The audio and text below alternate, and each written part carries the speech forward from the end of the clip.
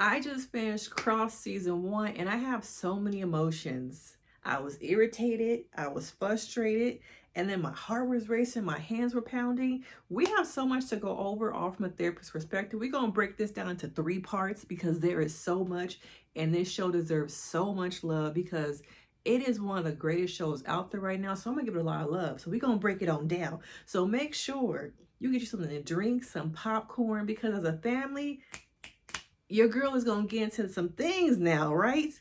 Now, this show to me is a cross between Dexter, Criminal Minds, and a little bit of The Wire. Now, if you watch any of them shows, this is the one for you. Now, we have Alex Cross and Ramsay's, who we're going to focus on in this video. The dynamic between two men going through two different paths, but the egos of both these men. One wanted to be prolific, the other one wanted to be a hero. Okay, and what happens when both these people come alive, come together, and have two separate agendas, but the ultimate goal, to me as a therapist, was to be seen. Okay, now you have Alex, who's trying to heal from the recent death of his wife, trying to raise some kids, and in some ways he wants vengeance. Okay, but you see him as a cop trying to solve these cases of who is killing these people in his city. And at times I was like, y'all and these egos, the men and the egos in this show, okay? Now with Ramsay's, I feel like he wanted to be prolific. And he was willing to do whatever to be prolific. Now there were times where I felt like some of this ain't really making sense. The bad policing. And I had to remember, girl, it's a TV show. It's not real life, okay? But we can get into that a little bit later, all the things I didn't like about this show. Because I'm telling y'all, it took me on a roller coaster, okay? Now, with the Ramsays, I feel like we are dealing with someone who obviously is crazy and someone who is dealing with antisocial personality disorder, psychopathic personality issues, and you see as a child how it grew into him, okay? How he had antisocial personality traits, which ultimately as he got older and over the age of 18, because you can't label someone with antisocial personality disorder until they're over the age of 18. Now at 14, younger, you can see like the traits, but you are not supposed to really diagnose someone with antisocial personality disorder until they are over 18. Now as a child, you see them more with ODD, oppressive, things like that, oppositional defiant disorder, a lot of issues with authority, and you see them doing some things with some animals. As we learned that Ramsay did, he in his childhood was desecrating, manipulating, tearing apart birds, okay? And some of his little friends in the neighborhood, they was like, something is off with him. But I think also because of probably some race, it went under the radar. And he grew up to still have this instinctual thing about wanting to see people at the cusp of death, okay? It became an obsession for him. Not only that, but watching them lose their lives. And then you add on his obsession with serial killers. Now, it's interesting because I feel like in this show, sadly, this is a lot of people. Okay, a lot of people are obsessed and will do crazy things to hurt other people, hurt themselves to be prolific. Okay, and now Ramsay was obsessed with so many killers. He wanted to be one of them. His life became about the obsession of death. How we as human beings are fearful and afraid of death. And instead of being afraid, he wanted it. He wanted to see the lights in someone's eyes, unfortunately, go away. And so him and Cross have this dynamic of trying to chase. See, Cross is trying to save people.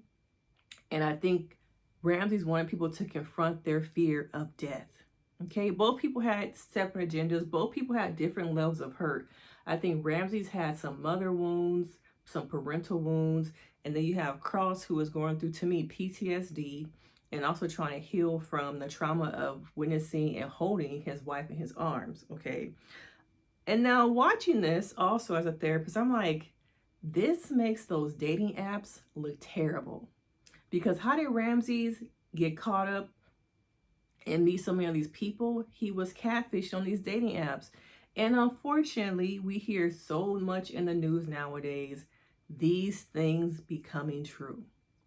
Men luring women on dates, and after the first date, the second date, Hell, maybe you marry them.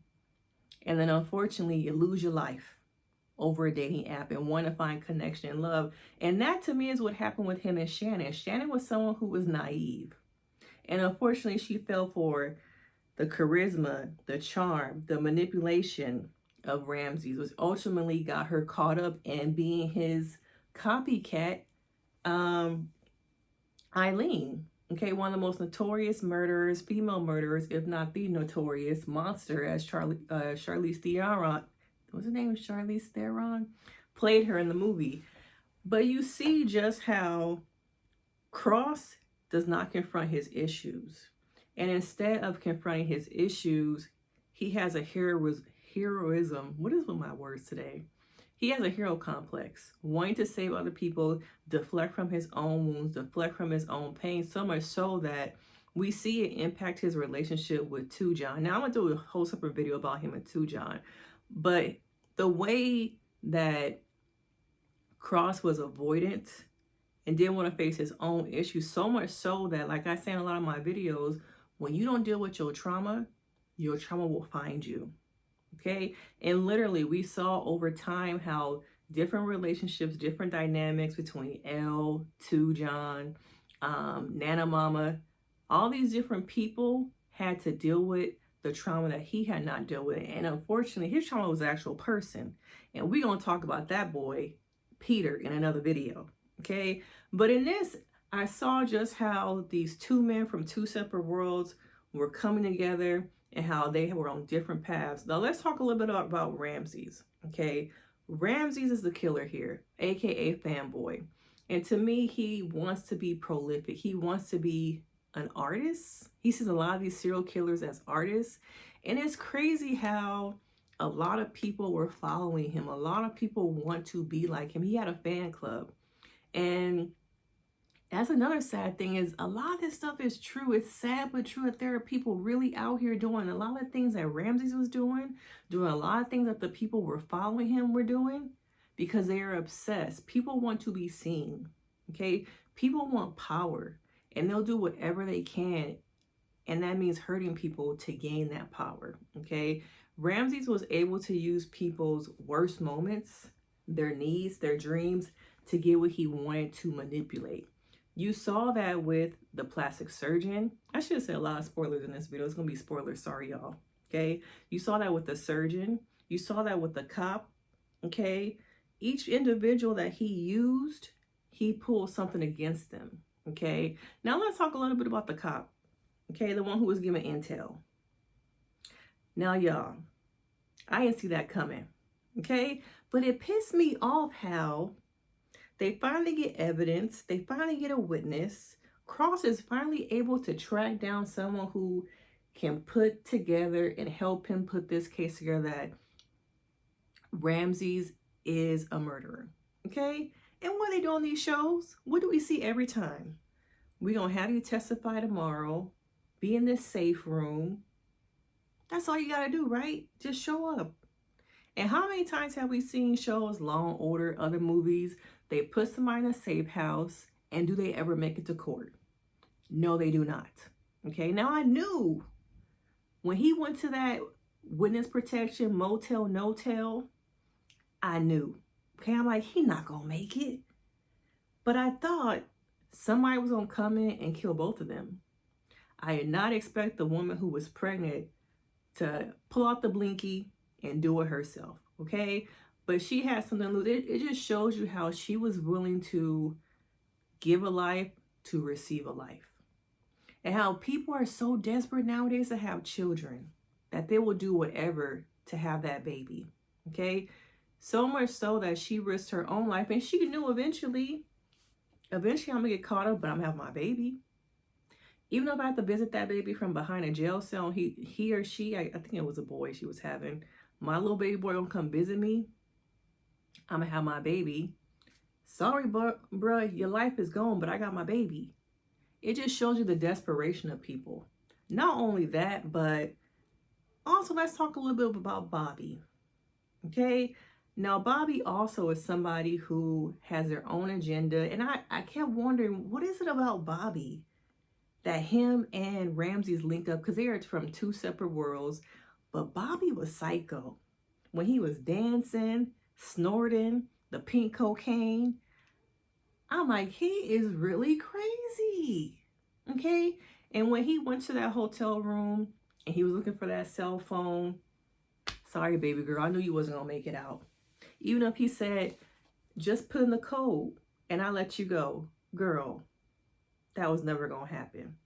Okay? He was too coked up, listening to the music. And I don't know, let me know, do y'all think he a little bit crazier? Or just as crazy as Ramsay's? I think he like the hood version. And I'm quite curious to see how, if they have a season 2, how he will pop up, because it ain't the end of him. Bobby has his own agenda. Okay. But it's just interesting how all these 3 different men, you got Ramsay's, you got Bobby, you got Cross, all in this parallel process, and all these serial killers working together to all be seen. Okay. And Bobby's still getting his money. Spoiler alert. All right. But I want you guys to look at how, unfortunately, these dating apps, dating is dangerous. And how someone as innocent as Shannon got caught up because she was looking for love and connection. Now, I'm not saying that all dating apps are, terrible. Everybody is on these apps doing that. But is it a breeding ground for people to get caught up and lose their lives? Okay. Now, to me, I got frustrated at times with Shannon. Okay, because there was sometimes where I feel like, okay, girl, you using your little manipulation to try and get him to buy in, feed into that you're on his side. But as usual, when the girls get free, they run slow. I'm like, Shannon, can you run any faster? Okay, can you punch out that window, that door to get yourself free? But no, she had got free. A lot of this other shit would not have happened. Okay. But at times I was just like, come on, girl. Like, you ain't got the strength to beat him off. And then, y'all, when she finally is able to get saved, another thing that pissed me off, she gets to the hospital. Why they didn't put her under no alias? Why? And then the cop who's supposed to be protecting her, he falling asleep. I'm like, after all the ish that she's been through, y'all put her in a hospital bed with no alias, only for what? Ramsay's to fake his own death because he always thought he was smarter. That ego. He always thought he was smart. And at times, there's some similarities with the egos between Ramsay's and Cross, because they at times are both ego driven and have too much pride. Okay. And you see how Ramsay's faked his own death. In the end, he thought he got everybody. He jumped off that table.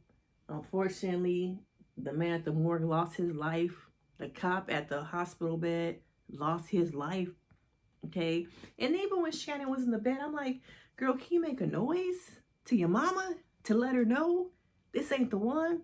And then even the mama, I'm like, so my daughter has just been through weeks of trauma. I don't know how Shannon was ever going to heal from this whole situation. I hate to say this, but her character was broken. Okay, I don't know how you heal from something like that. It's going to take years of therapy and intense work to ever have a regular life again. But the mama was just so naive, y'all. Okay, this man walking to your hospital room, I would let nobody in that room. Okay, I want my daughter to have an alias. Nobody can come up in here because I know who y'all is. I finally get my daughter back. Ain't nobody coming up in here.